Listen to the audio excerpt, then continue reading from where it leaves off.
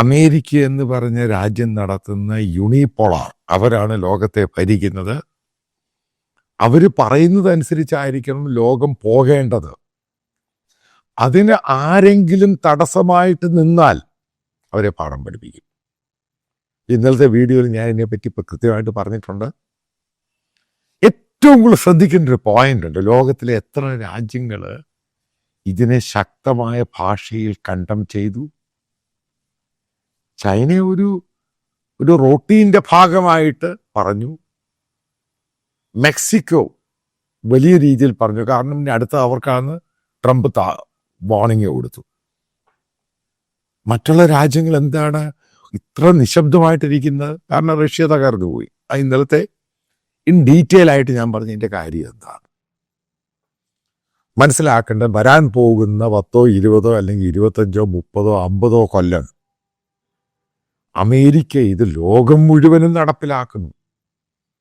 അതാണ് ഇതിൻ്റെ അകത്ത് മനസ്സിലാക്കേണ്ട ഏറ്റവും പ്രധാനപ്പെട്ട പോയിന്റ്. അവരിത് ലോകം മുഴുവനും നടപ്പിലാക്കും. അതിൻ്റെ ഒരു സൂചനയാണ് അവർ തന്നത്. അമേരിക്ക ബിക്കം സ്ട്രോങ് അഗെയിൻ എന്ന് പറയുമ്പോൾ നിങ്ങൾ എക്കോണമി മാത്രമല്ല ധരിക്കേണ്ടത്. എക്കോണമി അതിൻ്റെ മറ്റൊരു ഫാക്ടറാണ്. കാരണം എക്കോണമി വേണം, മിലിറ്ററി മൈറ്റി പവർ വേണം, പിന്നീട് ലോകത്തെ എങ്ങനെ ഭരിക്കണം. അതാണ് അമേരിക്കൻ ഡിപ്ലോമസിയെ പറ്റി ഞാൻ കൃത്യമായിട്ട് പറഞ്ഞത്. നമ്മൾ അവരെ അണ്ടർ എസ്റ്റിമേറ്റ് ചെയ്യുന്ന പോലെ അല്ല. ഒരു പ്രാവശ്യം കെട്ടിപ്പിടിച്ചു, ചിരിച്ചു, നമസ്തേ ട്രംപ് ഒന്നും പറയുന്നതല്ല ഈ അമേരിക്ക. ഇനി ട്രംപ് മാറിയിട്ട് അവിടെ വേറൊരു സക്സസർ വരുന്നു. അയാൾ ഇതേ സ്വഭാവം തന്നെ ആയിരിക്കും. പക്ഷെ ട്രംപ് എന്ന് പറയുന്ന ആള് എന്തും ചെയ്യും. അതാണ് അയാളുടെ പ്രത്യേകത. അയാൾ എന്തും ചെയ്യും. അയാൾ പറയുന്നതും പ്രവർത്തിക്കുന്നതും ഒരു സാമ്യവും ഇല്ല. നമ്മളത് ചിന്തിക്കുകയേ ചെയ്യരുത്. അയാൾ എന്തും ചെയ്ത് കളയും.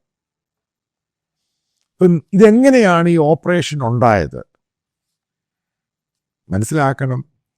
നിക്കോളാസ് മഡുറോ ഇദ്ദേഹം ഒരു സനാതനിയായ ഇന്ത്യയുടെ പഴയ സായിബാബ, പുട്ടപർത്തിയിലുള്ള സായിബാബയുടെ ശിഷ്യനാണ്.